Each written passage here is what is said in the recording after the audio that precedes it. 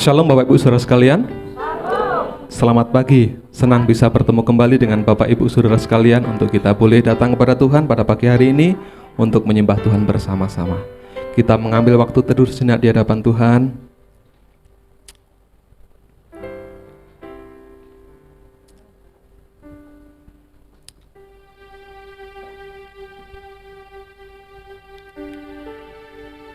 Kami bersyukur kepadamu Tuhan untuk berkat-Mu yang boleh kami nikmati hari demi hari Tuhan Yesus.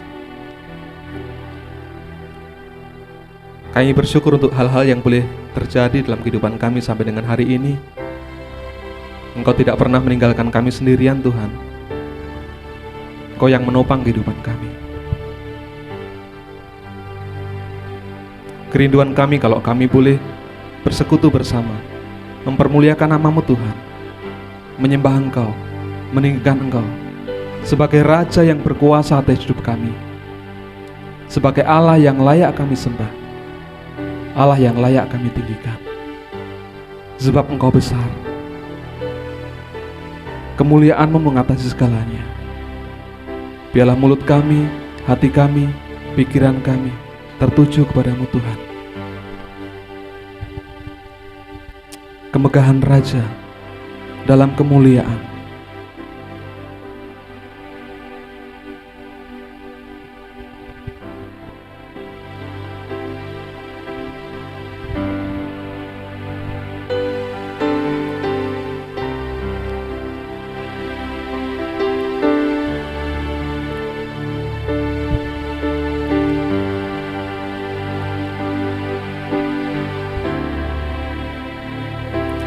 Kemegahan Raja dalam kemuliaan, dunia pun bersuka, dunia pun bersuka. Dia datang dalam terang, Dia datang dalam terang. Kegelapan pun sirna, umatnya bersujud mendengar suaranya. Besar Allahku, nyanyikan besar Allahku, selamanya besar dan ajaib Tuhanku. Besar Allahku,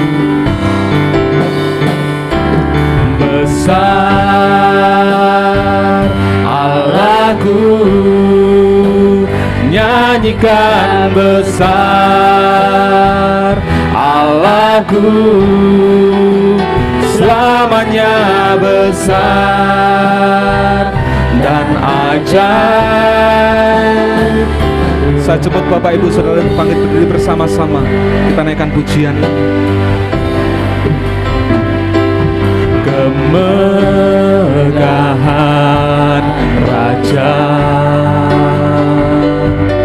dalam kemuliaan, dunia pun bersuka, dunia pun bersuka. Terang-Mu telah datang, Dia datang dalam terang. Kegelapan pun sirna, kegelapan pun sirna, umatnya bersujud mendengar suaranya. Besar Allahku, besar Allahku, nyanyikan besar Allahku, selamanya besar dan ajaib Tuhanku. Sungguh Engkau besar Tuhan, besar Allahku,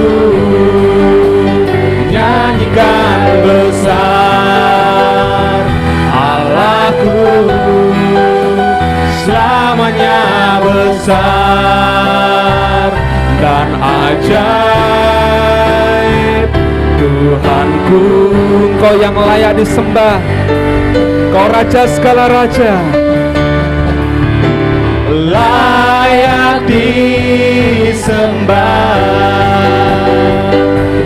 Kau Raja segala raja, hatiku bernyanyi, Kau besar layak disembah, layak disembah. Kau Raja segala raja, hatiku bernyanyi, Kau besar. Ku nyanyi Hosana bagi Rajaku yang duduk di tahta. Aku muliakan dan ku agungkan, Kau layak disembah. Kami bernyanyi bagimu Tuhan, menaikkan pujian bagimu. Ku nyanyi Hosana bagi Rajaku yang duduk di tahta. Aku muliakan dan ku agungkan, Kau layak disembah, Kau layak disembah, Kau layak disembah, Kau layak disembah.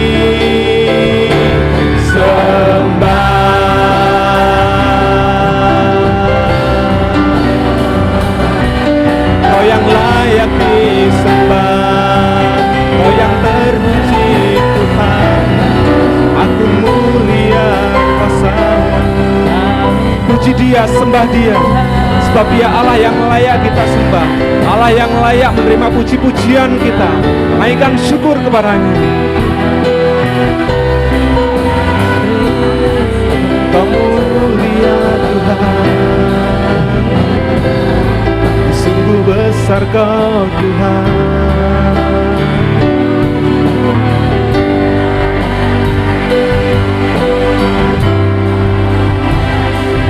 Besar Allahku, nyanyikan besar Allahku, selamanya besar dan ajaib. Tuhanku, besar Allahku, besar Allahku, nyanyikan besar Allahku, selamanya besar dan ajaib. Tuhanku layak disembah, layak disembah. Kau Raja, Kau Raja segala raja, hatiku bernyanyi, sebab Engkau besar Tuhan. Kau besar layak disembah, Kau Raja segala raja, layak disembah. Kau Raja segala raja, hatiku bernyanyi, Kau besar. Ku nyanyi Hosana bagimu Tuhan, ku nyanyi Hosana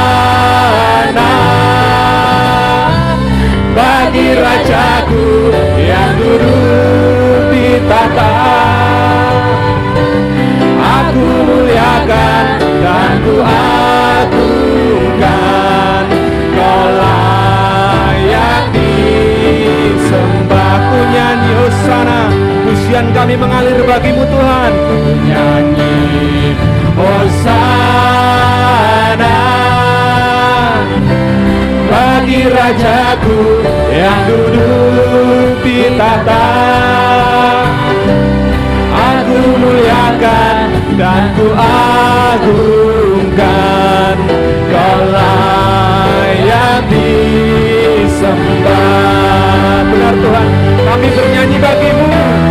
Bernyanyi hosana bagi Rajaku yang duduk di tahta. Aku muliakan dan ku agungkan, Kau layak disembah. Kau layak disembah, Kau layak disembah. Sebab Engkau yang layak disembah, Kau layak disembah.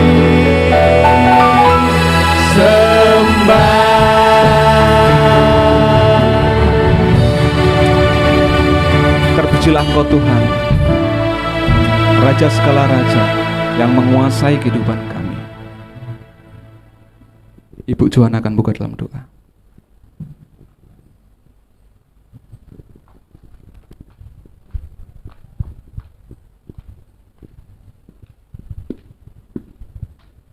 Engkau satu-satunya Allah yang layak kami puja dan sembah.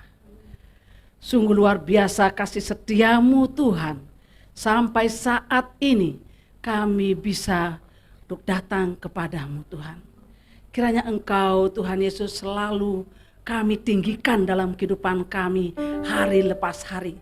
Sehingga hal-hal yang lain menjadi yang nomor 2, nomor 3. Tetapi Engkau yang pertama dan yang utama dalam kehidupan ini. Terima kasih Bapa di sorga. Biarlah pujian dan penyembahan kami pada saat ini berkenan di hadapan-Mu. Dan biarlah hidup kami sehingga kami mengalami Engkau, urapan-Mu Tuhan, jamahan-Mu, lawatan-Mu pada saat ini.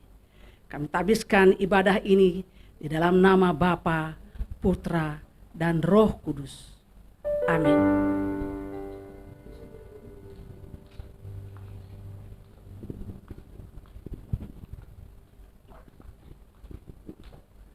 Ya, sekali lagi, Shalom. Shalom. Iya, ada sukacita hari ini? Ada yang datang dengan berbeban berat? Ya. Coba buka maskernya dikit. Nah, lempar senyum ke kanan kirinya dong.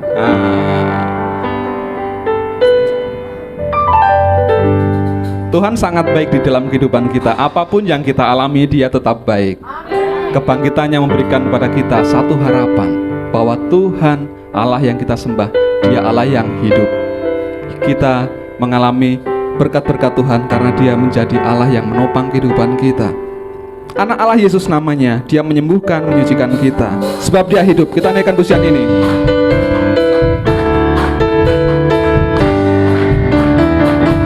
Anak Allah Yesus namanya,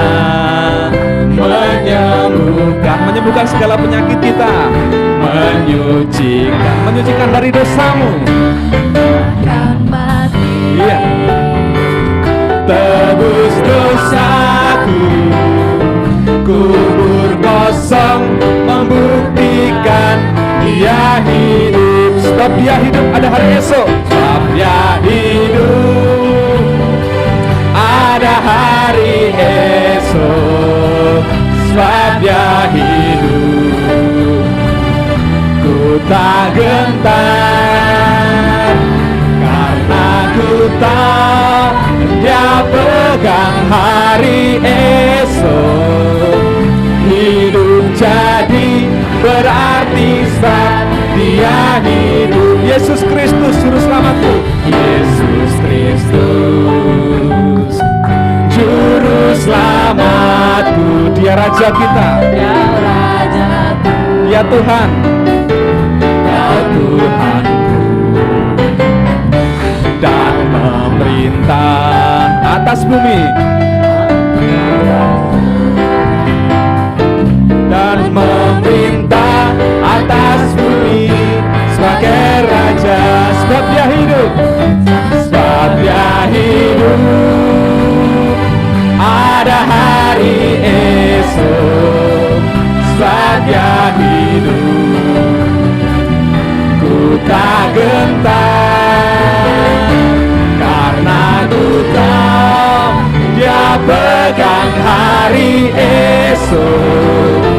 Hidup jadi berarti sebab Dia hidup. Kaum perempuan, anak Allah Yesus namanya. Yesus nama Amini pujian ini. yang bukan menyuci. Kaum laki-laki, bahkan mati tebus dosaku. Kubur kosong membuktikan Dia hidup. Bersama-sama, sebab Dia hidup, sebab Dia hidup. Ada hari esok, sebab Dia hidup. Ku tak gentar, ku tak gentar. Ya amin Tuhan. Engkau yang memegang kehidupan kami. Hari-hari kami ada di tangan-Mu Tuhan. Hidup jadi berarti sebab Dia hidup. Sebab Dia hidup, sebab Dia hidup. Ada hari esok, sebab Dia hidup. Ku tak gentar, karena ku tahu Dia pegang hari esok. Hidup jadi berarti sebab Dia hidup. Hidup jadi berarti, hidup jadi berarti sebab Dia hidup. Hidup jadi, hidup jadi berarti sebab Dia hidup. Iya, sebab Dia hidup. Tuhan yang memegang kehidupan kita. Tidak ada alasan bagi kita untuk ragu mengikut Dia, karena Dia Allah yang mengendalikan hari-hari kita. Tiada ku ragu lagi untuk mengikut-Mu Yesus. Kita naikkan pujian ini bersama.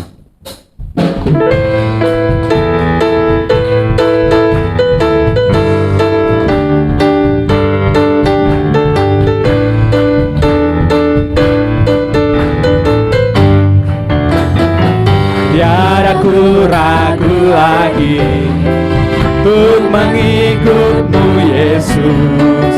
Tiada ku ragu lagi untuk melayani-Mu, untuk melayani-Mu. Walau banyak rintangan, walau banyak rintangan dan badai pun menerjang, tiada ku ragu lagi untuk selamanya. Sebab Kau Yesus sahabatku, Yesus, Yesus sahabatku, penolong dalam hidupku. Ku rindu semua orang mengenalmu. Engkau jalan kebenaran, Engkau jalan kebenaran dan memberi hidup yang kekal bagi setiap orang yang percaya padamu. Nyatakan imanmu kepada Tuhan. Tiada ku ragu lagi ya untuk mengikut-Mu Yesus. Tiada ku ragu lagi untuk melayani-Mu. Meskipun banyak rintangan dan badai pun menerjang, tiada ku ragu lagi untuk selamanya. Yesus, Yesus, Yesus, Yesus sahabatku, penolong dalam hidupku.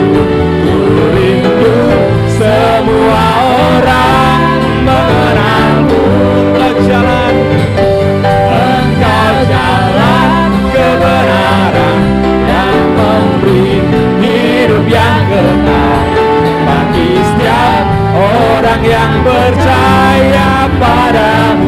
Yesus, Yesus, Yesus, Yesus, sahabatku, penolong dalam hidupku.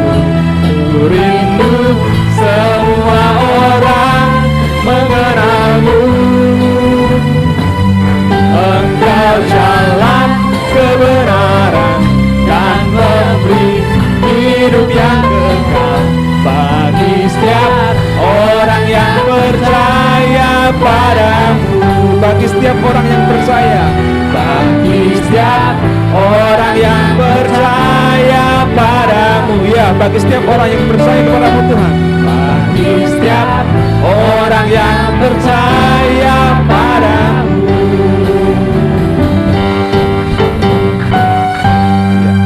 Dia Yesus kita, sahabat kita, penolong dalam kehidupan kita. Kita siapkan hati kita untuk kita boleh mendengarkan firman Tuhan pada pagi hari ini. Engkaulah Tuhan kami, Engkaulah Raja kami. Engkau berdaulat atas kehidupan kami Tuhan. Apapun yang terjadi dalam kehidupan kami ini ada dalam kendali-Mu Tuhan Yesus. Tidak ada alasan bagi kami untuk tidak percaya kepadamu Tuhan, sebab Engkau Allah yang hidup. Inilah kerinduan kami Tuhan.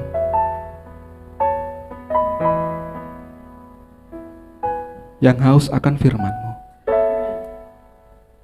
Biarlah hari-hari kami Tuhan menjadi hari-hari persekutuan yang intim dengan-Mu Tuhan Yesus. Kalau kami boleh menjalani hari-hari ini, itu karena Engkau yang menopang kami, Engkau yang berikan kekuatan pada setiap kami Tuhan Yesus. Engkau yang memegang kami. Ku rindu setiap waktu hidupi kebenaran-Mu.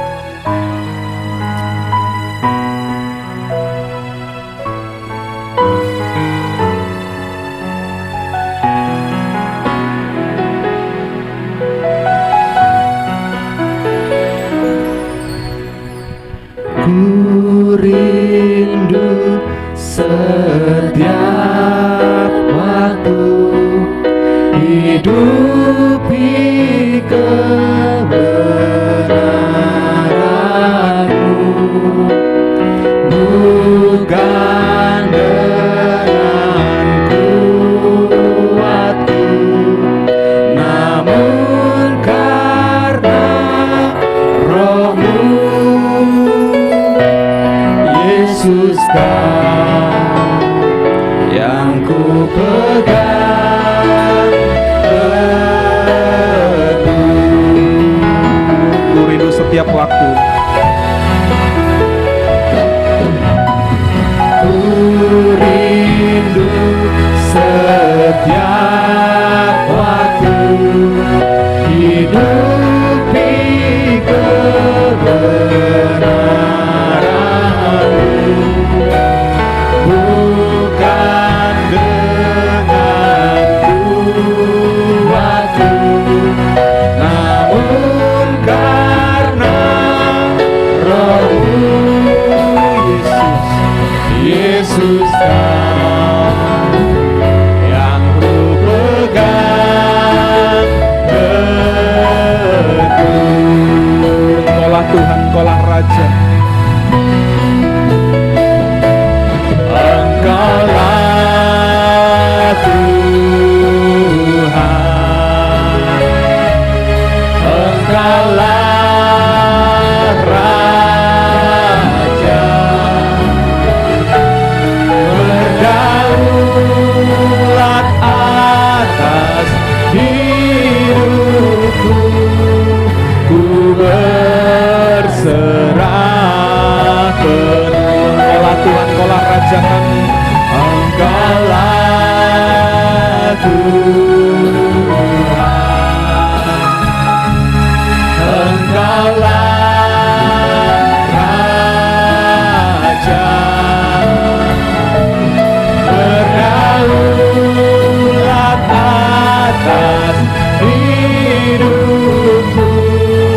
Ku berserah penuh. Benar, Engkau Engkaulah Tuhan kami, Engkaulah Raja kami. Engkaulah Tuhan, Engkaulah Tuhan, Engkaulah Raja yang berkuasa atas kehidupan kami, memerintah atas kehidupan kami. berdaulat atas hidupku, ku berserah penuh. Engkau yang berdaulat, Berdaulat atas hidupku, ku berserah penuh. berdaulat, Berdaulat atas hidupku, ku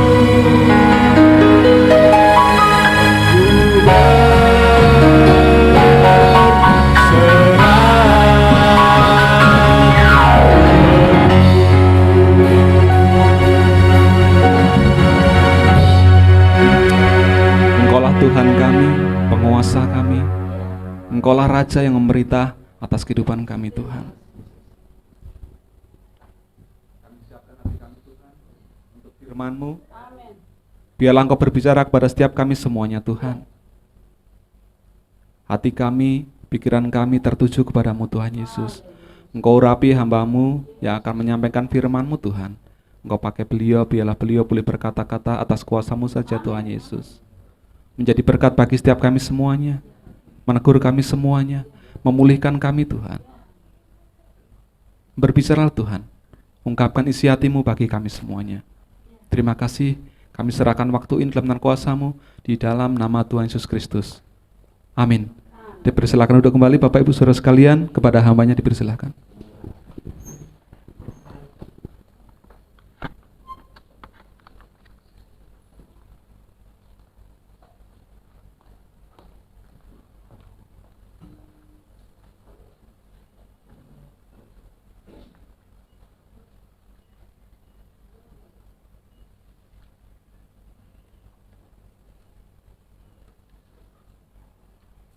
Shalom saudara-saudara.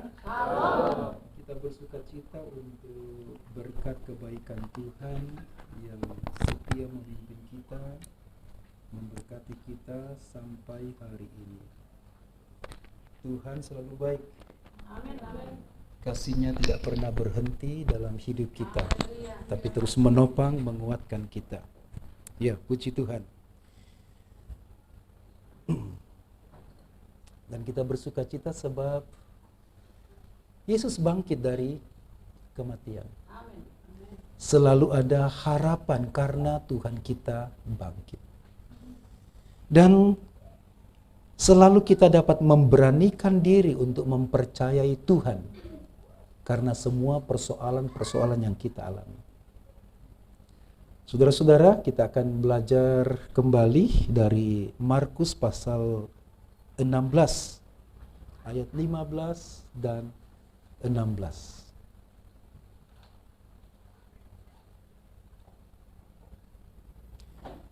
Markus pasal 16 ayat 15 dan 16. Setelah itu kita loncat ke ayat 20. Sudah menemukan? Baik, mari kita baca bersama-sama. 2, 3. Lalu ia berkata kepada mereka, pergilah ke seluruh dunia, beritakanlah Injil kepada segala makhluk.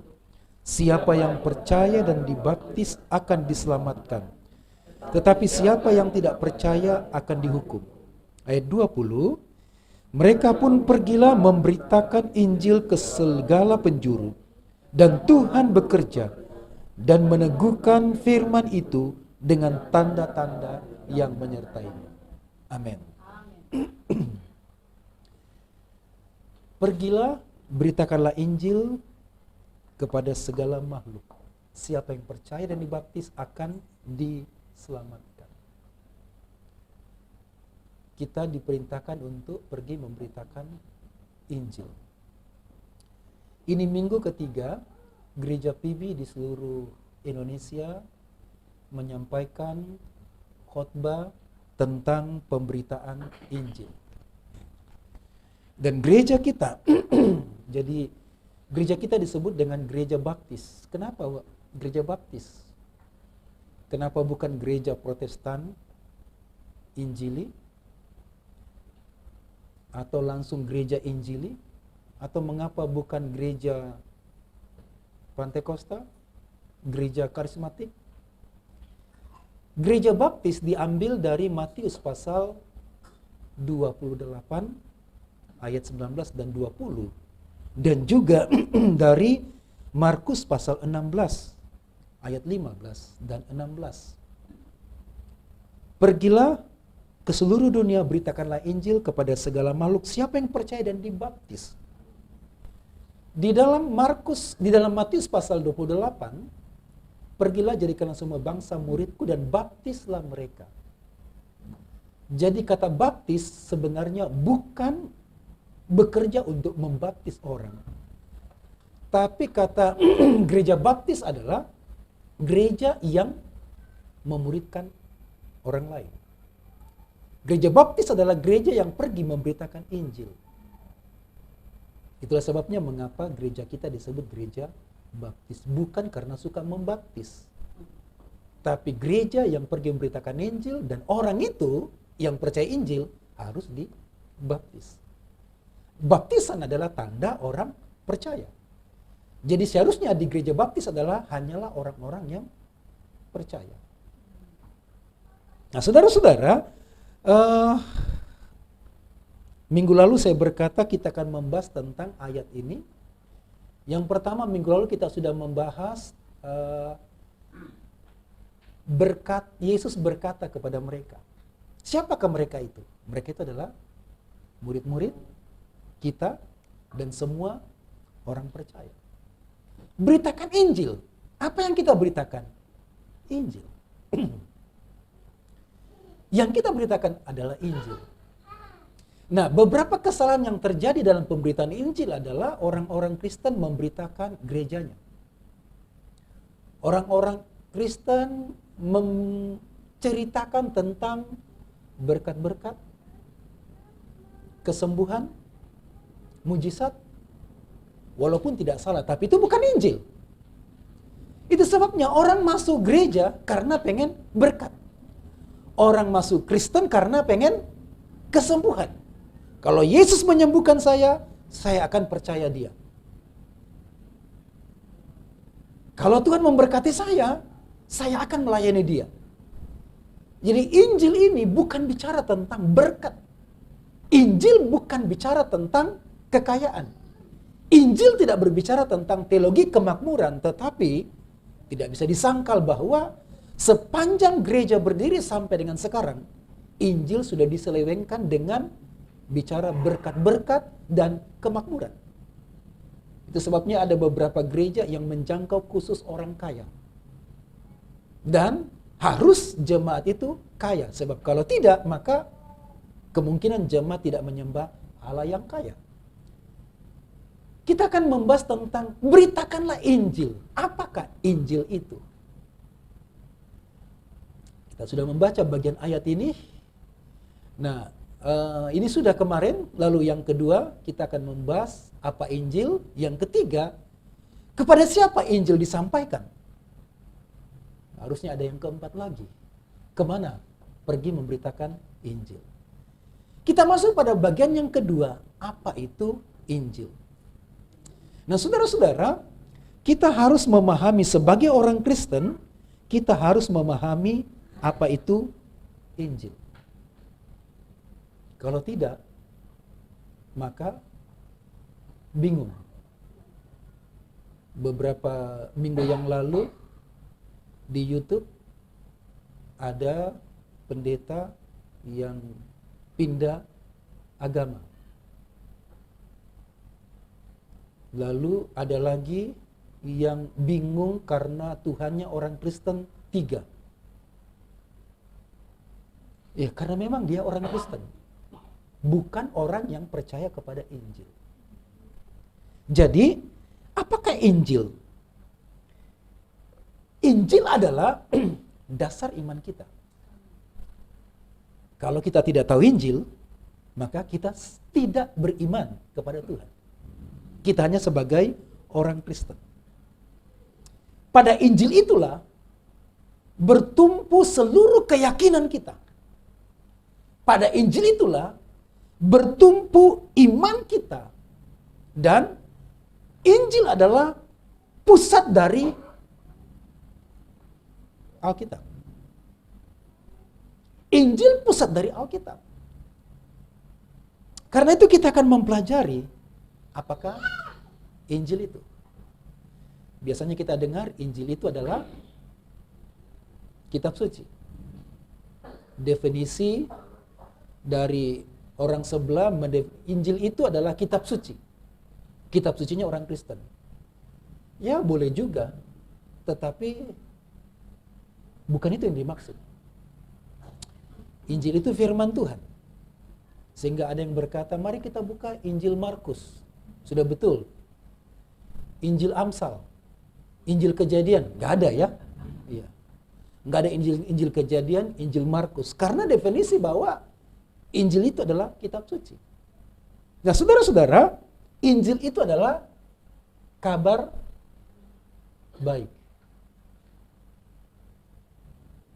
Saya lagi lapar, nanti diajak sama Pak Gede Sudar untuk makan di apa di sana itu, bumbu dapur ya. Ya.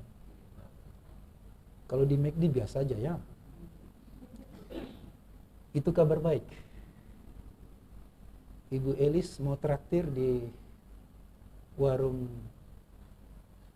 apa? Di warungnya Living Bell. Kabar baik. Kabar senang, tapi tidak menyelamatkan. Lagi ngantuk, ditraktir minum kopi di 9 apa nih? Fahrenheit ya. Kabar baik, tapi tidak menyelamatkan. Harusnya Injil itu adalah kabar baik yang menyelamatkan. Kabar baik yang menyelamatkan. Nah, ada banyak kabar baik. Yang lapar kita kasih makanan, kabar baik. Yang butuh uang dikasih uang. Yang butuh pekerjaan diberi pekerjaan, kabar baik. Ya bisa menyelamatkan sebentar, tapi juga akan mati. Nah, ada 3 hal yang kita renungkan, begitu banyak tentang Injil. Tapi yang pertama kita mempelajari tentang sifat dari Injil. Sifat Injil itu adalah kekal. Injil itu bukan pertama kali muncul waktu Yesus menjadi manusia. Injil bukan pertama kali muncul waktu Yesus bangkit dari kematian, lalu memberitakan Injil. Injil bukan rekayasa dari manusia, dan bukan tiba-tiba muncul. Seperti ada mantan pendeta yang mengatakan bahwa Injil itu rekayasa dari Paulus. Saya bilang keterlaluan, waktu kuliah STT itu tidak ngerti apa-apa dia ya. Wajarlah pindah agama karena tidak ngerti apa-apa. Paling waktu kuliah tidur. Injil itu bukan rekayasa manusia. Injil itu kekal. Kekal. Sifatnya kekal. Nah, dalam Efesus 1 ayat 4 berkata, sebab di dalam Dia, Yesus, Allah telah memilih kita sebelum dunia dijadikan supaya kita kudus dan tak bercacat di hadapannya. Dari Injil itu kekal sebelum dunia dijadikan. Apa itu Injil? Injil itu bicara tentang Yesus Kristus. Makanya banyak kali kita membaca di dalam Injil dikatakan inilah Injil Yesus Kristus. Jadi Injil itu bukan tentang gereja. Injil itu bukan tentang berkat-berkat. Tapi Injil itu tentang Yesus Kristus. Apa yang dilakukan Yesus. Yesus sudah menjadi manusia. Itu Injil. Tapi belum cukup di sana. Yesus mati menebus dosa kita. Itu Injil. Dan Yesus bangkit dari kematian. Itu Injil. Yesus naik ke surga, menyediakan tempat bagi kita. Itu Injil. Dan semua doktrin keselamatan bertumpu pada Injil. Semua doktrin tentang Tuhan yang Maha Kasih bertumbuh pada Injil. Injil itu kekal. Bahkan sebelum dunia dijadikan, sebelum manusia berdosa, Tuhan sudah memikirkan Injil. Ini bukan tiba-tiba muncul atau rekayasa manusia atau berdirinya agama Kristen muncullah Injil. Tidak. Ini kekal.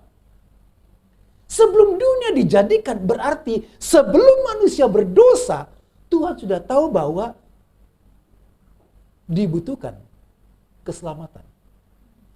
Jadi Injil itu berbicara tentang keselamatan. Nanti bagian ketiga kita membahas itu. Jadi sebelum dunia dijadikan, Allah sudah memilih kita. Allah sudah memilih kita. Sebelum kita menjadi orang Kristen. Sebelum kita lahir. Sebelum kita berdosa. Bahkan sebelum Adam dan Hawa berdosa diciptakan. Sudah dipilih. Itulah Injil. Kekal. Ini berarti bahwa sebelum kita berdosa, kita dan keselamatan diberikan kepada kita di dalam Kristus. Yang sudah ada sejak kekekalan masa lampau. Maka itu berarti bahwa Injil itu bersama dengan Allah sebelumnya. Sejak Allah ada, Injil itu sudah ada. Bahkan Injil itu ada di dalam hati Allah. Injil itu ada dalam pikiran Allah. Sebelum agama-agama muncul, Injil itu sudah ada dalam pikiran Tuhan. Jadi saudara, saya bilang begini, kita tidak salah masuk. Kita tidak salah mengikut. Agama itu buatan manusia. Injil, buatan Allah. Injil, kekal. Berarti kalau kita menerima Injil, kita mendapatkan kekekalan. Karena Injil itu kekal. Semua agama dibuat oleh manusia. Tapi Injil adalah kekal. Peraturan Allah. Maka tidak menerima Injil sebenarnya tidak menerima Allah. Nanti bagian kedua kita bahas itu. Jadi Injil ada di hati Allah.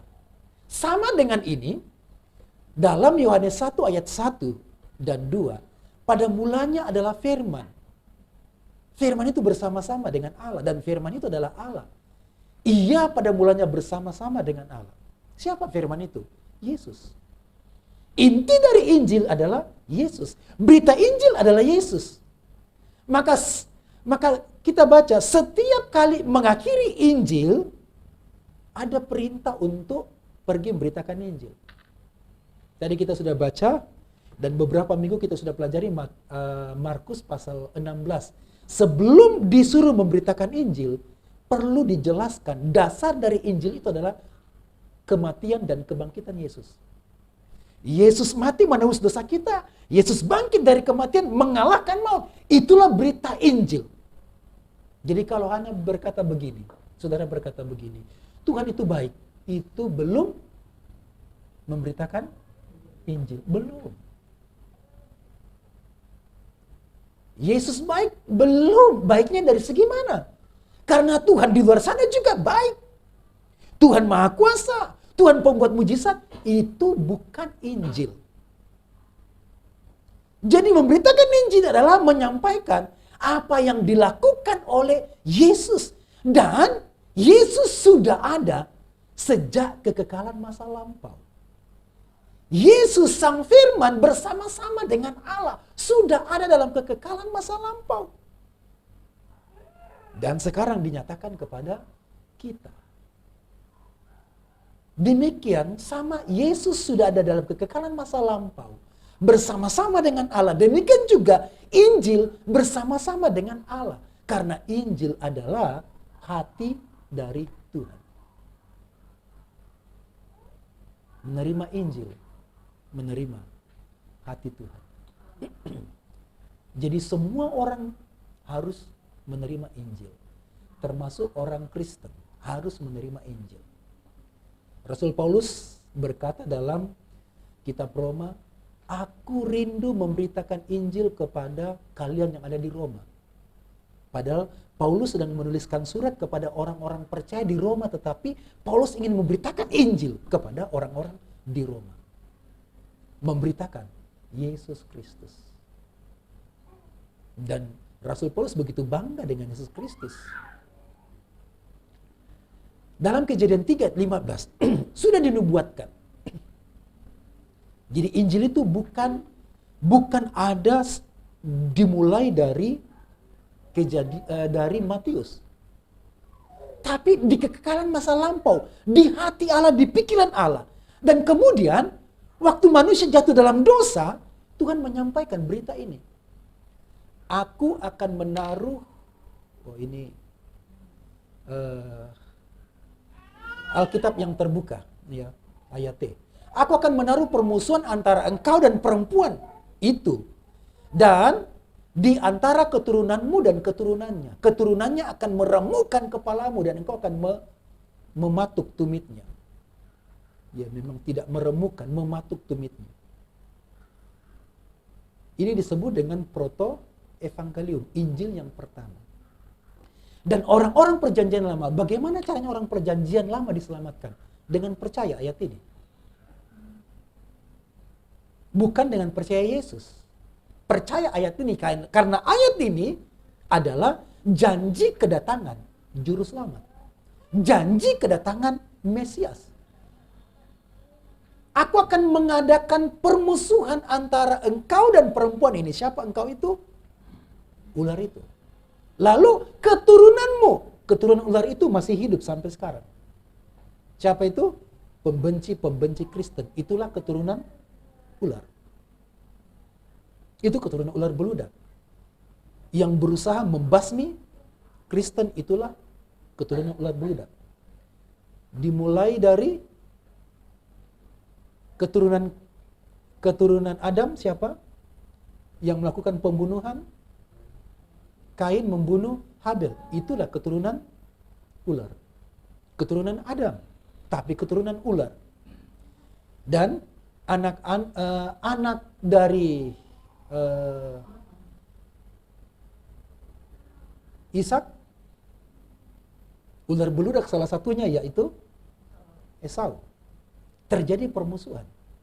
Dan sampai sekarang anak-anak ular beludak masih hidup. Bahkan ada di dalam gereja. Kadang-kadang ada dalam keluarga Kristen yang berusaha membunuh. Bahkan yang berusaha untuk menghancurkan pemberitaan penginjilan. Sudah disampaikan oleh Tuhan dalam perjanjian lama. Bahkan ada banyak ayat-ayat. Misalnya Ulangan 18 ayat 15 sampai 22 yang dikutip oleh orang sebelah. Akan bangkit nabi. Siapakah nabi itu? Yesus. Yesaya 8:23 sampai dengan 9 ayat 6. Ia adalah Immanuel. Mika 5 ayat 1 sampai 4. Tetapi engkau, hai Betlehem Efrata, hai yang terkecil, sudah disampaikan. Jadi Injil itu sudah ada di hati Allah, disampaikan kepada orang-orang berdosa. Dimulai dari Adam dan Hawa sampai perjanjian lama, sudah ada Injil.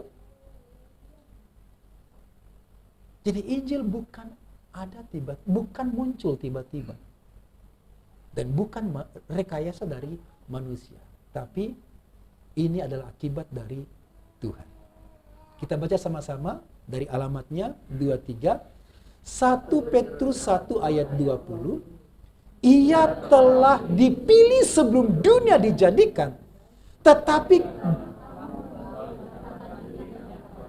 baru menyatakan tapi karena kamu.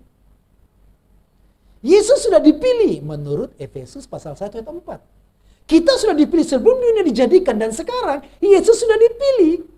Tapi karena kamu baru menyatakan diri.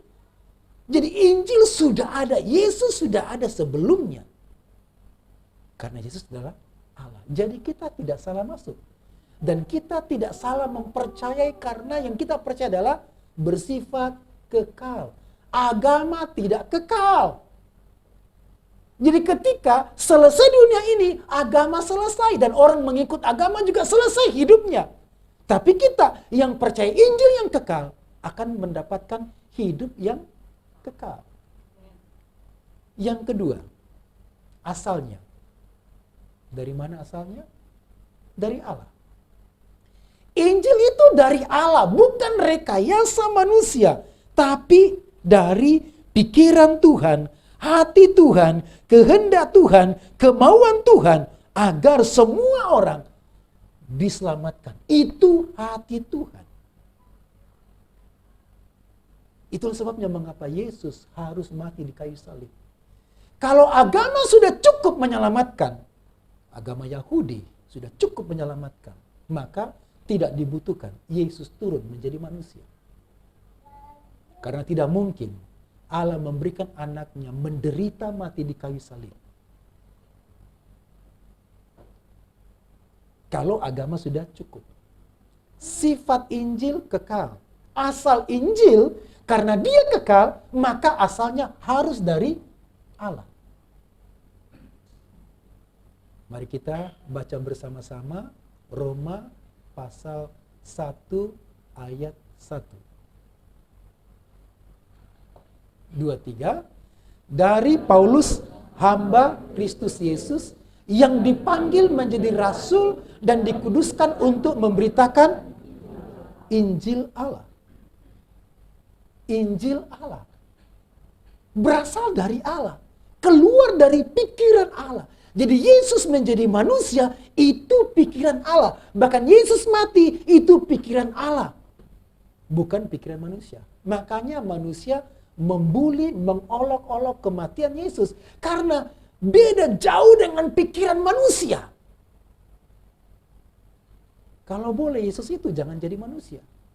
Kalau boleh Yesus itu lahir di istana. Kalau boleh Yesus itu jangan menderita, harus kaya. Kalau boleh Yesus itu jangan mati, dan matinya juga jangan disalib. Makanya di agama sebelah, maka terjadi penipuan. Yesus tidak disalib, tapi Yesus diangkat hidup-hidup sebelum disalib. Itu penipuan. Itu pikiran manusia. Dan sedang melakukan penipuan. Injil itu berasal dari Allah. Dan apa yang dilakukan Yesus berasal dari Allah. Yesus berkata begini. Aku datang bukan melakukan kehendakku, tapi melakukan kehendak Dia yang mengutus aku. Lalu diserang. Berarti Yesus tidak berkuasa dong. Karena dia harus melakukan kehendak Bapa. Itulah Injil, karena keluar dari pikiran Allah. Jadi apa yang dikatakan Yesus, itu juga yang akan dikatakan Bapa kalau Bapa yang turun menjadi manusia. Apa yang dilakukan Yesus, itu juga akan dilakukan Bapa kalau Bapa yang menjadi manusia. Dia akan mati menyelamatkan manusia. Injil berasal dari Allah.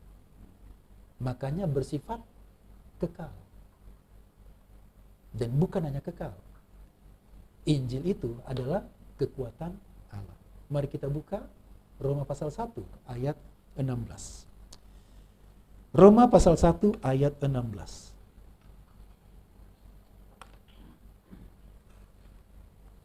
Kita baca bersama ya. Roma 1 ayat 16.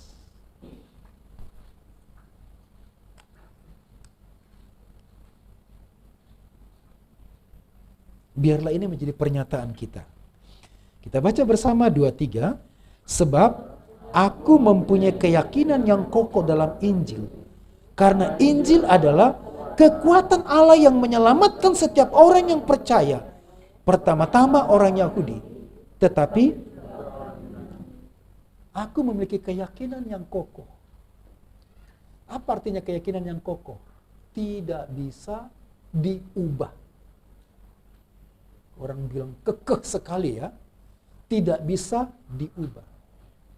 Keyakinan yang kokoh itu tidak bisa diubah seperti batu karang. Tidak bisa berubah. Keras seperti batu karang. Itu keyakinan yang kokoh. Lalu bukan hanya itu. Bahkan dari kata ini mengandung makna. Saya rela untuk dihina. Saya rela untuk dipermalukan. Saya rela untuk diusir dari rumah. Keyakinan yang kokoh. Saya rela untuk dibully suatu saat nanti karena saya percaya Injil. Saya rela untuk dijauhi oleh orang lain. Tidak akan berubah. Begitu ya. Disidang berkali-kali, diusir, tidak dikasih warisan. Sebab aku memiliki keyakinan yang kokoh, bahkan rela untuk dipermalukan. Karena ini adalah bagian Tuhan. Ini berasal dari Tuhan. Bukan berasal dari manusia. Kalau dari manusia saja kita rela mempertahankan sampai maut. Tetapi ini dari Allah. Ini tidak sementara. Mengikut Yesus bukan bersifat sementara. Jadi mengapa orang pindah agama? Karena mereka tidak sedang memiliki Injil. Mereka sedang memiliki agama Kristen. Dan tak apalah. Lumayan nanti di sorga kaplingan kita bertambah luas lagi. Tapi sebenarnya mereka tidak disediakan kaplingan di sorga. Karena mereka belum menerima Injil. Injil itu menyelamatkan. Apa yang disebut di sana? Injil adalah kekuatan. Waktu Tuhan mencipta, dia tidak butuh kekuatan yang besar. Dia tidak butuh pekerjaan yang berhari-hari. Tapi dia hanya berkata, jadilah terang. Jadilah cakrawala. Sekali. Itu kekuatan Allah yang dahsyat. Nah sekarang Injil adalah kekuatan Allah yang menyelamatkan. Wah betul. Sekali orang dengar Injil, itu kepikiran semalam-malaman. Di antaranya susah tidur. Bahkan besok akhirnya, saya harus percaya Yesus. Merubah hati orang lain. Merubah hati orang. Injil itu mengubah. Bagaimana caranya bisa mengubah? Karena Injil ada kekuatan Allah. Mengubah paradigma, merubah pikiran, merubah keyakinan. Ada orang di Kuta Utara. Dia berkata, walaupun Bapak menyampaikan Injil berkali-kali kepada saya tidak akan percaya. Sampai diberitakan Injil jenuh menyampaikan. Karena dia juga tidak percaya. Saudara tahu, 8 bulan kemudian, dia datang kepada Yesus. Butuh waktu yang lama. Gereja ini dimulai dari pemberitaan Injil. Seorang bapak ketemu, lalu kemudian dia punya masalah, ketemu minggu ini, lalu kemudian berdoa supaya Tuhan pertemukan lagi dengan dia, dan akhirnya ketemu 2 minggu kemudian mungkin ya. Lalu bercakap-cakap dan dia menyampaikan mimpinya. Lalu menyampaikan Injil di pinggir jalan itu, dia duduk di motornya. Waktu itu motornya motor Suzuki. Iya. Yang kencang itu, apa itu? Kencang yang bau asap. Saya tidak suka motor itu ya. Suzuki yang kencang sekali. Saya nggak suka karena bau asapnya itu menyengat hidung saya. Dia sementara duduk di sana dan saya juga duduk di motor. Nah setelah saya menyampaikan bahwa Tuhan mencari Bapak dalam mimpinya, tiba-tiba dia berubah, saudara. Dia mengajak saya ke rumah. Rumahnya dekat. Bolehkah pembicaraan ini kita lanjutkan di rumah? Dan di rumah kemudian, di rumahnya dia, saya mengambil traktat warna biru, damai dengan Allah, dan dia mendengar Injil sempurna. Saya melihat gelagatnya, dia mulai terpengaruh. Dia mulai gelisah. Dan saya bertanya, apakah Bapak mau percaya Yesus sebagai Tuhan dan Juru Selamat? Dia membuka kacamatanya, saya masih membayangkan Bapak itu membuka kacamatanya, melepas kacamatanya dan berpikir. Sebelum dia menjawab, saya berkata begini. Kalau Bapak terima Yesus sebagai Tuhan dan Juru Selamat, Bapak akan mendapatkan bonafit. Yang pertama, Bapak akan diampuni. Yang kedua, kalau diampuni berarti Bapak mendapatkan damai sejahtera. Karena dosa yang mendatangkan kekacauan dalam pikiran kita, di hati kita, di hidup kita. Yang ketiga berarti Bapak akan diselamatkan. Yang keempat berarti Bapak akan hidup kekal. Itu berarti yang kelima, Bapak tinggal bersama dengan Tuhan. Dan kemudian dia menarik napas yang cukup panjang. Saya melihat dia dan saya menunggu, ya. Dan dia berkata, ya, dengan nada yang cukup tinggi. Rasanya sudah bergumul begitu berat dan saya kemudian memikirkan, mungkin dia sedang memikirkan tanahnya di sana, memikirkan keluarganya dan berkata, ya, saya mau percaya Yesus. Saya senang, tapi saya tanya lagi, supaya saya tidak di PHP sama dia. Benar Bapak percaya Yesus? Kalau Bapak percaya Yesus, Bapak dapatkan 4-5 ini. Mulai sekarang nafasnya sudah tidak panjang lagi dan sudah tidak terpat. Dia berkata, saya percaya Yesus sebagai Tuhan dan Juru Selamat saya. Saya tidak mau di PHP lagi, tapi saya bilang begini sama Bapak ini. Tapi kalau Bapak percaya Yesus, kemungkinan Bapak tidak dapat warisan. Kemungkinan Bapak akan dijauhi. Kemungkinan Bapak akan diusir. Tidak apa-apa. Ini yang saya cari selama ini. Ini yang saya dapatkan. Berasal dari Allah, mengubah hati orang itu. Saya menginjili Bapak ini di kamar, di ruang tamu. Istrinya di kamar. Setiap kali saya ketemu Bapak ini, itu istrinya nggak boleh keluar. Harus di kamar. Dipingit, dijaga. Tapi rupanya saya menantang Bapak ini, ibu di kamar itu, dia jawab di hatinya, saya juga percaya Yesus. Waduh. Sebab ibu itu cerita, kapan waktu ibu cerita? Saya tidak tahu kalau dia sedang percaya Yesus. Membimbing Bapak ini berminggu-minggu dan ibu ini juga rupanya nguping di kamar.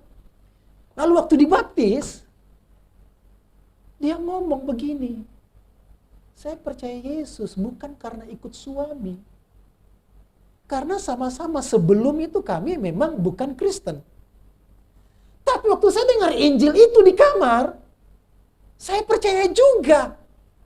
Saya tidak ngomong langsung kepada ibu ini, hanya ngomong langsung kepada bapaknya. Tapi berubah paradigmanya, pikirannya berubah. Dan bukan hanya itu saudara-saudara. Dia berubah semuanya. Berasal dari arah mengubah pola sembahyangnya. Mengubah pola ibadahnya. Dan mengubah pola kelakuannya dengan sukacita setiap hari. Karena Injil berasal dari Allah yang mengubahkan. Kekuatan Allah yang mengubahkan. Menyelamatkan. Bahkan merubah kualitas hidup kita. Amin. Injil itu harus merubah hidup kita. Kita bukan orang seperti dulu. Kadang-kadang sedih ya melihat ada orang Kristen yang pukul-pukulan sampai bunuh-bunuhan. Mereka punya Injil enggak ya? Mereka punya Injil enggak? Injil itu mengubah kita. Jadi Injil bukan soal agama. Injil adalah hubungan dengan Tuhan. Injil merubah kita. Injil menyelamatkan kita. Injil ini inisiatif dari Allah, bukan inisiatif dari manusia. Sehingga pada waktu kita menerima Injil, kita menerima Allah. Pada waktu kita menerima Injil, kita menerima kekuatan Allah. Bayangkan saudara, kita mendengar Injil, kita sedang mendengar Allah. kita sedang menerima Injil, kita menerima Allah, bahkan menerima kekuatan Allah. Makanya kata Yesus, ketahuilah aku menyertai kamu senantiasa. Dia mengubah kita dan dia menyertai kita. Dia Allah yang kekal, memberikan janjinya kepada kita kekal. Sebab upah dosa adalah maut. Tetapi karunia Allah ialah hidup yang kekal. Karunia Allah, hidup yang kekal dalam Kristus Yesus Tuhan kita. Mengubah yang mati lalu dapat hidup kekal. Mengubah. Yesus berkata dalam Matius pasal 4 ayat 25. Waktunya akan tiba. Orang-orang dalam kuburan, orang-orang mati akan mendengar suara Anak Manusia. Dan mereka akan diselamatkan, dapat hidup kekal. Orang mati itu bukanlah orang yang dikubur. Sehingga ada Bapak penginjil di Jawa Barat, ada gereja yang pergi memberitakan Injil kepada orang mati. Karena waktunya akan tiba, orang-orang dalam kuburan, orang-orang mati. Maka diinjililah orang mati. Bukan. Orang matinya adalah orang yang mati rohaninya. Dengar Injil, dirubah. Kapan dirubah? Waktu kita percaya Yesus, kita dirubah. Roh kita dirubah, dapat hidup yang kekal. Kapan? Hari itu, saudara. Bukan waktu mati baru kita dapat hidup kekal. Sekarang, percaya Yesus. Dia mengubah kita. Memberikan jaminan. Sekali lagi, saudara, kita tidak salah mempercayai. Kita tidak salah masuk rumah. Kita tidak salah mengikut Tuhan. Dia memberi hidup kekal. Kecuali kita belum yakin diselamatkan oleh Tuhan. Ini waktu yang baik untuk terima Yesus sebagai Tuhan dan Juru Selamat. Maka kita dapat hidup yang kekal. Kalau kita merasa belum diselamatkan, ini waktu yang baik untuk menerima Yesus. Yang ketiga, kuasanya menyelamatkan. Sifatnya kekal. Asalnya dari Allah. Dan yang ketiga, kuasanya menyelamatkan. Menyelamatkan. Firman Tuhan begitu banyak bicara tentang keselamatan. Ya, kita baca dulu Markus 1 ayat 15. Bersama-sama Markus 1 ayat 15, 2, 3. Katanya, waktunya telah genap. Kerajaan Allah sudah dekat. Bertobatlah dan percayalah kepada Injil. Kerajaan Allah sudah genap. Jadi orang yang bisa masuk dalam kerajaan Allah itu hanya dengan bertobat, percaya kepada Injil. Bertobat, percaya kepada Injil. Karena Injil ditetapkan oleh Allah. Tadi kita membaca bagian ini, saudara-saudara. Ini menarik. Sebab upah dosa adalah maut. Ada yang bertanya begini, Pak, Tuhan tidak adil. Bagaimana mungkin orang yang tidak pernah dengar Injil, Tuhan hukum mereka. Tuhan masukkan mereka ke neraka. Tidak adil kan Tuhan?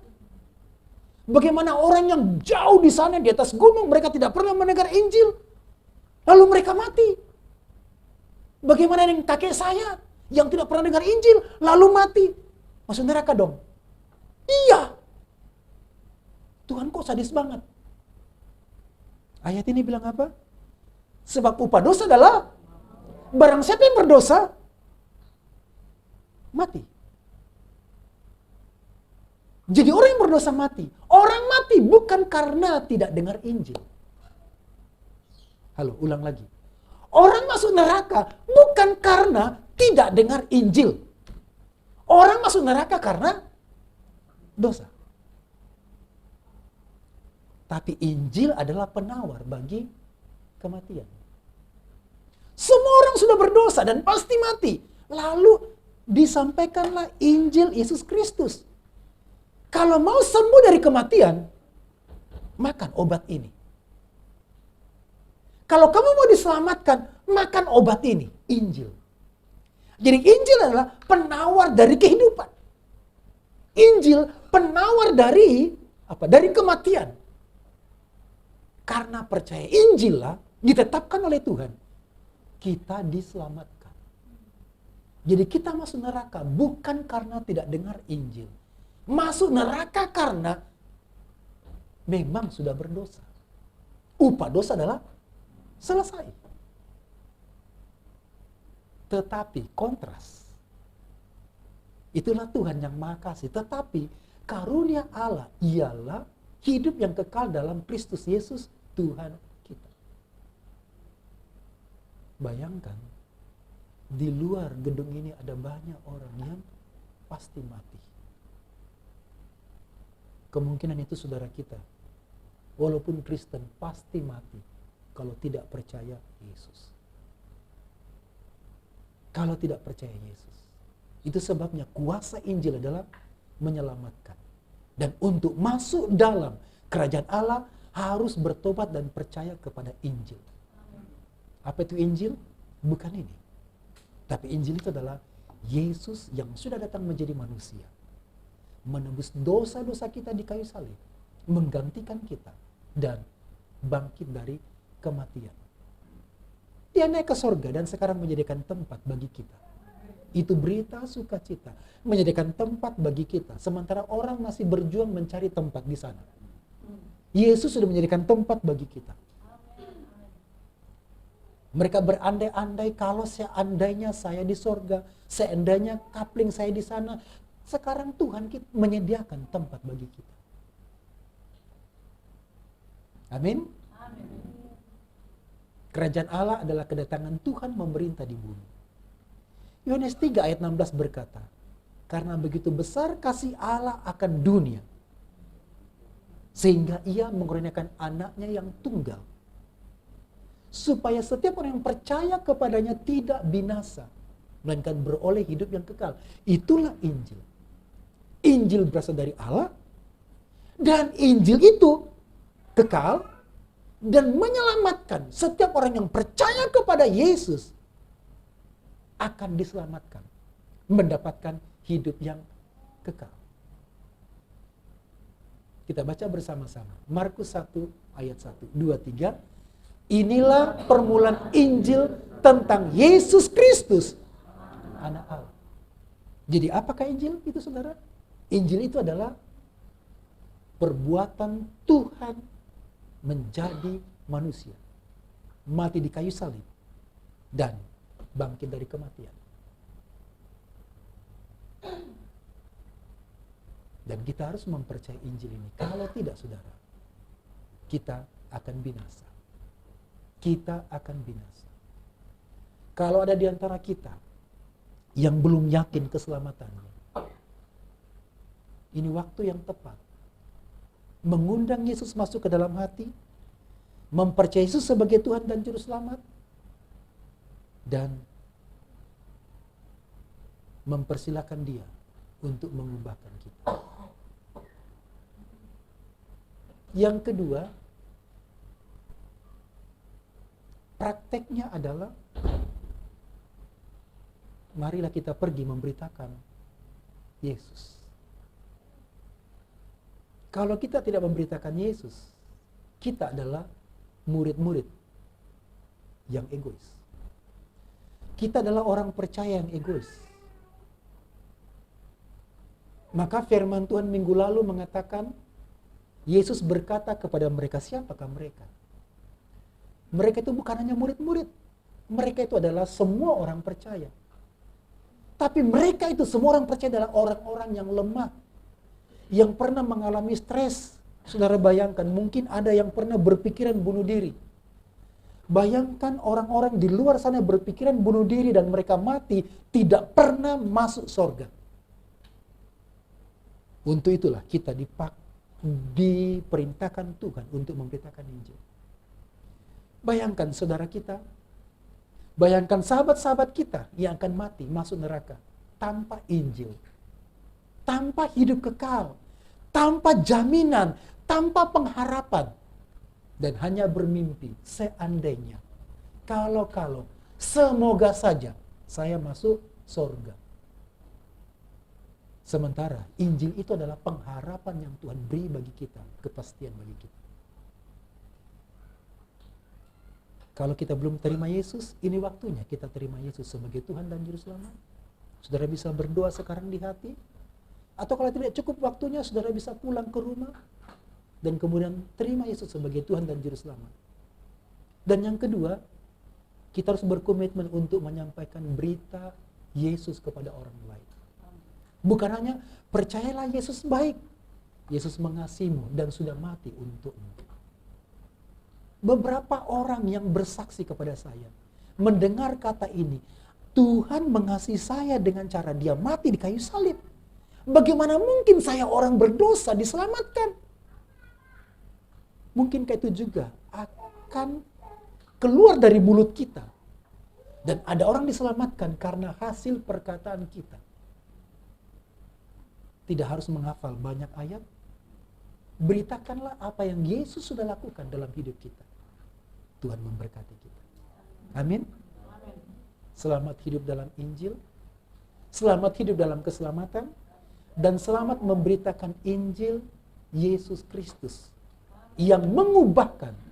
Yang menyelamatkan. Kita berdoa. Tuhan, terima kasih untuk firman-Mu pada saat ini. Hamba terbatas untuk menyampaikan firman-Mu. Tapi biarlah Tuhan sendiri yang akan berbicara kepada kami sekalian. Menangkap maksud Tuhan, kehendak Tuhan. Apa yang kami percayai, siapa yang kami percayai. Tuhan, tolonglah kami. Kalau ada di antara kami yang meragukan keselamatan, sekarang hamba berdoa kepadamu Tuhan Yesus. Nyatakanlah karya keselamatanmu. Tuhan hadir di dalam hati setiap orang-orang yang meragukan keselamatan mereka. Dan Tuhan menegaskan maksud-Mu, Injil-Mu, karya keselamatan-Mu kepada kami. Dan juga tolonglah kami Tuhan berkomitmen untuk menyampaikan Yesus kepada banyak orang. Menyampaikan berita keselamatan kepada banyak orang. Mereka membutuhkan Tuhan, mereka membutuhkan keselamatan dari Tuhan. Banyak orang yang hidup tanpa pengharapan dan mereka akan mati dalam kebinasaan, terhukum dalam neraka. Mereka membutuhkan Injil Yesus Kristus. Upah dosa adalah maut. Dan semua orang akan berjalan menuju kematian. Dan akan dihukum dalam kekekalan di neraka.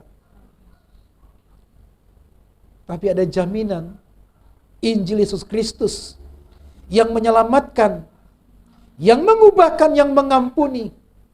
Menjadi penawar bagi kematian, penawar bagi hukuman yang akan kami terima. Dan pembebasan dari api neraka, siksaan neraka. Tuhan tolonglah. Ada banyak sahabat kami, orang-orang sekitar kami yang hidup tanpa Injil. Mereka membutuhkan Tuhan. Berikan keberanian kepada kami. Supaya kami pergi memberitakan Injil-Mu. Berkatilah kami dengan firman-Mu. Teguhkan kami dengan firman-Mu dan semua janji-janji-Mu. Dalam nama Tuhan Yesus. Haleluya. Amin. Mimbar panjang saya serahkan selanjutnya.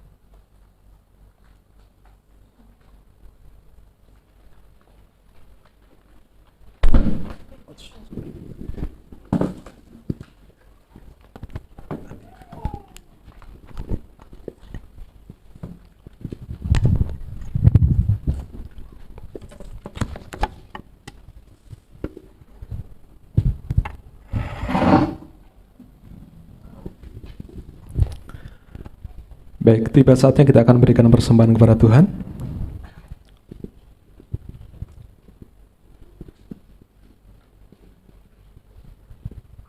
Saudari Putri akan berdoa untuk persembahan kita. Mari kita berdoa. Terima kasih Tuhan Yesus untuk segala berkat penyertaan-Mu Tuhan. Sebentar lagi kami akan memberikan persembahan kami. Biarlah kiranya Engkau memberkati persembahan ini, supaya persembahan ini bisa memperluas kerajaan-Mu Tuhan. Inilah doa kami di dalam nama Tuhan Yesus. Kami sudah berdoa ucap syukur. Haleluya. Amin. Yesus ajaib, Tuhanku ajaib, kasih-Nya ajaib bagiku.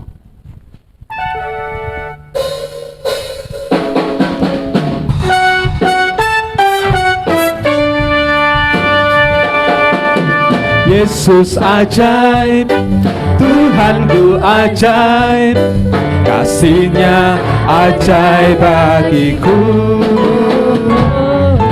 Yesus ajaib, Tuhanku ajaib, rahmat-Nya tetap selamanya. Yesus ajaib, Yesus ajaib, Tuhanku ajaib, kasih-Nya ajaib bagiku. Yesus ajaib, Tuhanku ajaib, rahmat-Nya kekal selamanya. Tak berubah, tak berubah kasih-Nya. Setiap hari bertambah indahnya, sampai bumi berlalu dan habislah ragaku. Yesusku ajaib bagiku. Yesus ajaib, Yesus ajaib, Tuhanku ajaib, kasih-Nya ajaib bagiku. Yesus ajaib, Tuhanku ajaib, rahmat-Nya kekal selamanya. Yesus ajaib. Saya jemput Bapak Ibu untuk berdiri. Yesus ajaib, Tuhanku ajaib, kasih-Nya ajaib bagiku. Yesus ajaib, Tuhanku ajaib, rahmat-Nya kekal selamanya. Tak berubah kasih-Nya, tak berubah kasih-Nya. Setiap hari bertambah indahnya, sampai bumi berlalu dan habislah ragaku.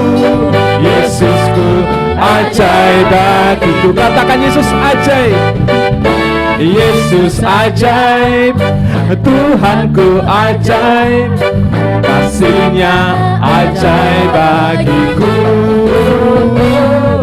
Yesus ajaib, Tuhanku ajaib, rahmat-Nya kekal selamanya. Rahmat-Nya kekal selamanya, rahmat-Nya kekal selamanya. Yesusku ajaib bagiku, Yesusku ajaib bagiku.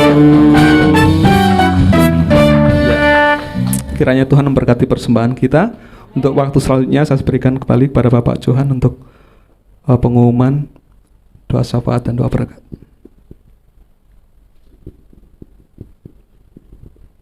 Mari kita menutup persekutuan kita dalam doa. Bapa, terima kasih untuk waktu menyembah. Kiranya apa yang kami lakukan membuat Tuhan bersukacita. Setiap puji-pujian, doa, syukur, penyembahan kami menyenangkan Tuhan. Bahkan persembahan yang kami bawa, persembahan tatangan, persembahan sukarela, persembahan ucapan syukur atau persepuluhan, persembahan pembangunan, berkatilah semuanya. Persembahan misi, berkatilah Tuhan. Yang masih ada pada kami, Tuhan memberkati. Berkatilah pekerjaan kami, dan kami percaya Tuhan sedang melakukannya. Sebab Tuhan tidak pernah meninggalkan kami seorang diri. Engkau dahsyat, Engkau ajaib, dan semua karya-karya ajaib akan menyertai hidup kami. Sebab kami ada di dalam juru selamat kami, Tuhan Yesus, Allah yang hidup, Allah yang kekal, berkuasa, pencipta langit dan bumi, yang sanggup memberkati kami. Karena itu kami percaya Tuhan membawa kami pada berkat-berkat-Mu, membawa kami pada pekerjaan yang terbaik. Tuhan, kami bersandar kepadamu, mengandalkan Tuhan, menyerahkan pekerjaan kami, rancangan kami ke depan, menyerahkan pernikahan kami, keluarga kami, masa depan kami, pendidikan anak-anak. Tuhan, kami percaya Tuhan memberkati kami. Terima kasih Tuhan. Terpuji namamu. Kami berdoa bagi bangsa kami, negara kami. Tuhan berkatilah bangsa kami. Karuniakan kemakmuran atas bangsa kami. Dan juga karuniakan keselamatan atas bangsa kami. Tuhan berkatilah pemimpin bangsa kami, presiden, wakil presiden, seluruh kabinet menteri, supaya mereka memikirkan kemajuan bangsa ini, kemakmuran bangsa ini. Tuhan, kami mendengar begitu banyak kesulitan di negara kami. Tuhan tolonglah. Dan kiranya dapat pemerintah kami mendapatkan terobosan hikmat dari Tuhan untuk membangun bangsa ini yang maju dan kuat. Berkatilah Tuhan. Pemerintah lokal di pulau ini berkatilah. Gubernur, para bupati, dan juga wali kota Denpasar. Berkatilah para camat, kepala desa, lurah, sampai klien Banjar, klien adat, berkatilah mereka dengan anugerah Tuhan. Tuhan menyelamatkan, tapi Tuhan juga memimpin supaya kepemimpinan seluruh pejabat di pulau ini menjadi berkat bagi masyarakat. Terima kasih Tuhan untuk camat Kuta Selatan yang begitu baik bersama dengan kelurahan Jimbaran dan khususnya Banjar Tegal. Tuhan berkatilah pemimpin di sini. Tuhan tolong mereka, berkatilah mereka. Berkatilah keluarga mereka. Berkatilah dengan damai sejahtera sukacita. Berkatilah. Terima kasih Allah yang hidup. Pelayanan sepanjang minggu ini berkatilah. Bahkan rencana untuk ibadah padang, Tuhan juga akan memberkati. Ulang tahun gereja tanggal 11 Juni, Tuhan berkati. Terima kasih Tuhan, terpuji namamu. Saudara-saudaraku kekasih-kekasih Kristus, arahkan hati dan pikiranmu kepada Allah yang hidup. Berharaplah kepadanya, angkatlah hatimu dan angkatlah tanganmu. Terimalah janji firman-Nya menjadi berkat bagi kita. Tuhan bersama kita. Tuhan menyayangimu dan Tuhan mengenyangkan engkau pada waktu pagi dengan kasih setia-Nya, supaya engkau bersorak-sorak dan bersukacita semasa hari-hari yang Tuhan berikan. Tuhan membuatmu bersukacita dan akan memeliharamu dengan segala anugerah-Nya. Tuhan juga memperlihatkan kepadamu perbuatan-perbuatan-Nya, semaraknya yang ajaib. Tuhan memberikan kemurahan-Nya. Tuhan meneguhkan perbuatan-perbuatan tanganmu. Ya, perbuatan-perbuatan tanganmu diteguhkan, diberkati, dibuatnya berhasil setiap pekerjaanmu. Dan Tuhan menyediakan semua kebutuhan-kebutuhanmu dalam berkat dari Bapa, Tuhan Yesus dan Roh Kudus. Semua orang percaya berkata, amin. Selamat hari Minggu, Tuhan Yesus memberkati. Silakan duduk, ada pengumuman.